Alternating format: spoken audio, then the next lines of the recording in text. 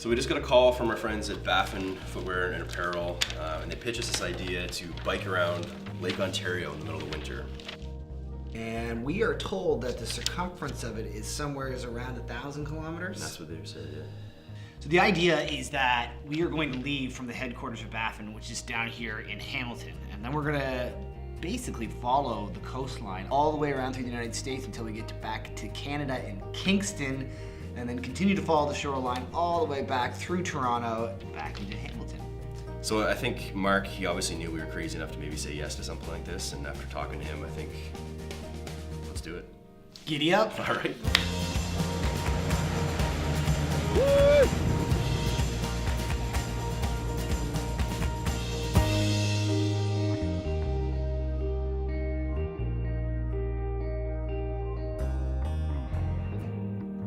We got boots, socks, base layers, mid layers, jackets, matching pants. It's a face mask. We're like biking, but we're also robbing banks along the way. Is that what's going on? So the nice thing is you've got your Amiki Charity sent us each a toque. I love that. Hold that up there for a second. We've partnered with a great charity, Amiki Camping Charity, so we're going to be raising money to send underprivileged kids to summer camp, but we're also stopping at schools along the way and encourage young people to be active and get outside and be healthy. After talking about this for so long, we felt ready to get moving. But as we geared up to leave in the freezing cold, we were feeling a little anxious too.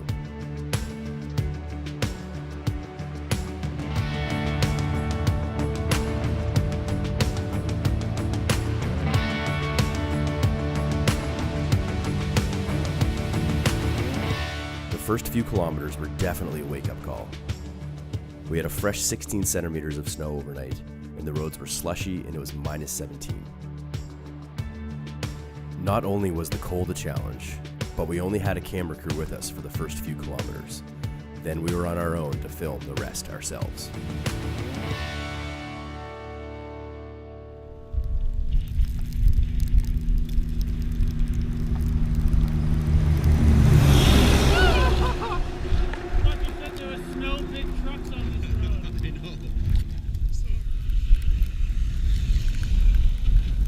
There it is, Niagara Falls.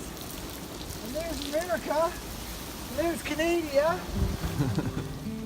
Almost there, boys. Woo! All right. Yeah.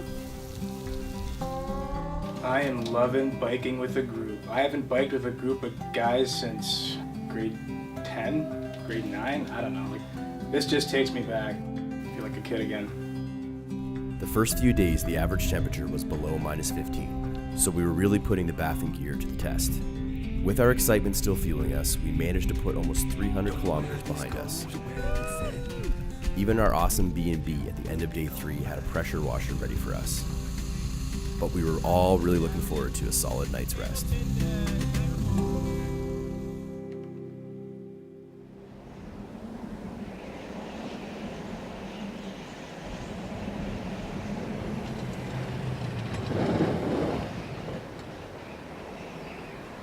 The big thing is to really take it easy out there. Oftentimes when we see storms like this one, what is the cause of most of the crashes, according to police, are preventable ones. And that's often people going too fast. Cycling on the road. How does that make you feel, bud?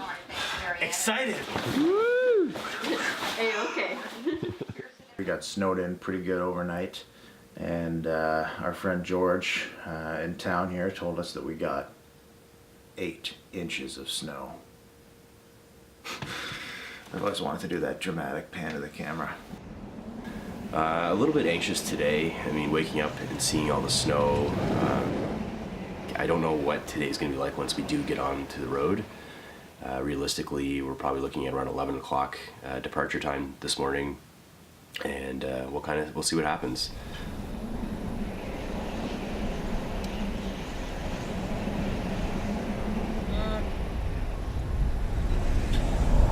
Last guy just shook his head.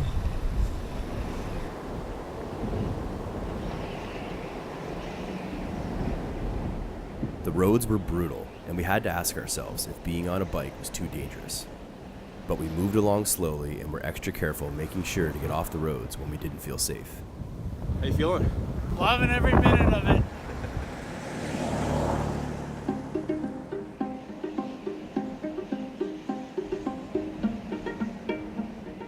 We have been stopped on the street, people wanting to know what we're doing, why we're doing it in the winter. My favorite quote so far was this guy came out of this little pub. He was like, you know, everyone in there is saying you're crazy. And he said, where are you guys from? And we said, oh, we're from Canada, and we're doing this big bike trip around Lake Ontario to raise money for kids, charity. And he went back inside the pub and said, these guys aren't crazy, they're Canadian. And, you know, we got a pretty good laugh out of that.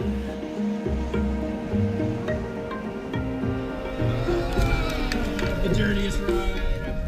Those snow squalls blowing in was pretty crazy. Like I said, I've never biked in weather like that. I didn't know you could bike in weather like that. But lo and behold, we biked.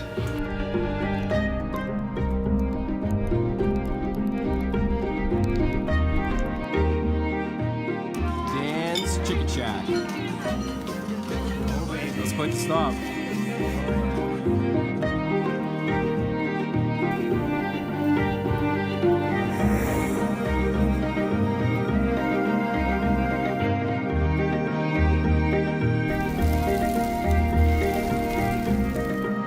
Almost there, boys. Kinda. Crossing back into Canada felt good. It marked the halfway point of our trip, and we had found a really solid rhythm and felt like we were cruising along.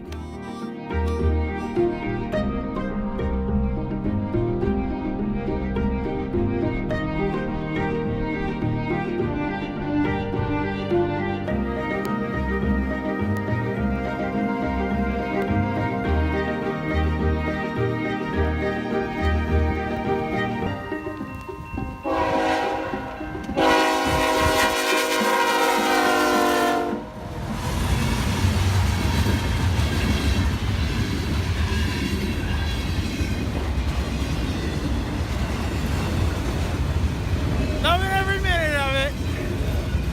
Definitely the wettest ride of the entire trip, including all of the salt that's put on the roads. I'm bathed in it entirely. Shifter 1, 2, and 3. Find me the queen of Portland Street. After 9 straight days of biking, we had put 650 kilometers behind us. And although our spirits were high, we were starting to feel exhausted. Little did we know what tomorrow had in store. Day 10.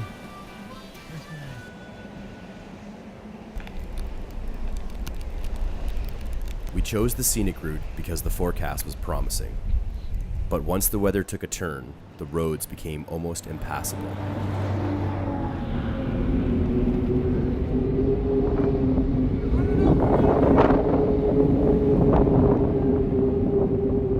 It was minus 23, and we were facing over 60-kilometer-an-hour headwinds.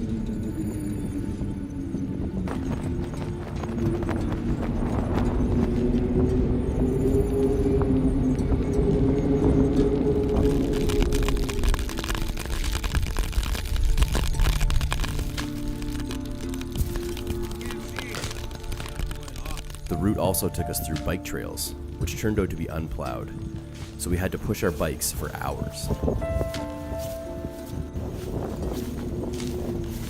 What was supposed to be one of our shortest days turned into our longest. By the end of the day, I was genuinely dreading getting on the bike the following morning.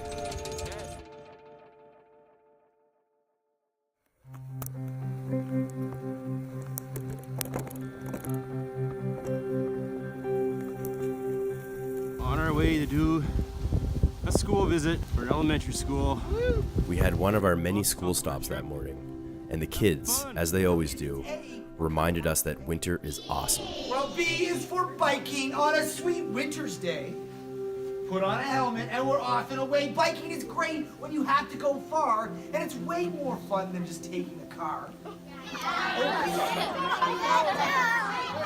We just had a really cool moment there. One of the little girls came up to us after the school reading and said, "Thank you. I went to an Amiki camp last year and had the best time of my life." She was so excited to tell us that. Honestly, that's what we needed to hear. That's why we're doing this. Let's go finish this bike ride.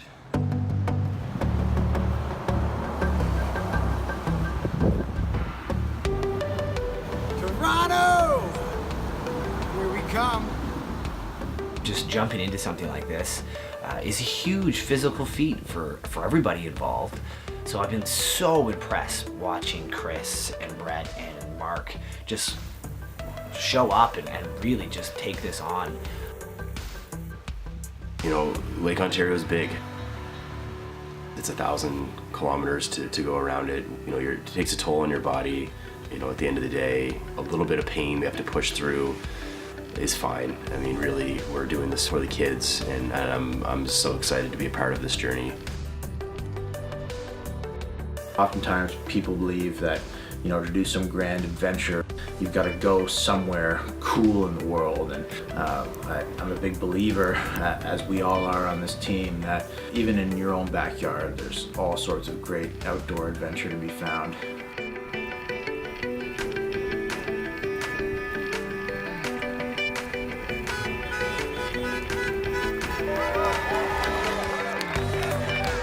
Finishing felt amazing, but we were all sad this adventure was over.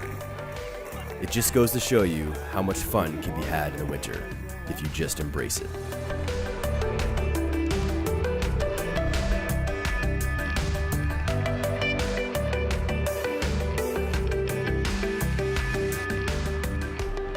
That's amazing! Yeah. I can't believe it. This is just out of this world, and it's going to go so far to help so many kids. So thank you so much. We really can't say it enough. We're so grateful for your support.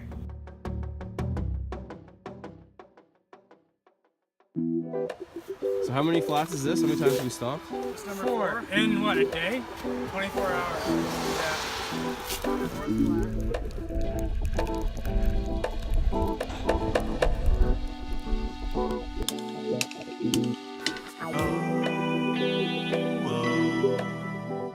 Falling snow, where I go, cold winds blow.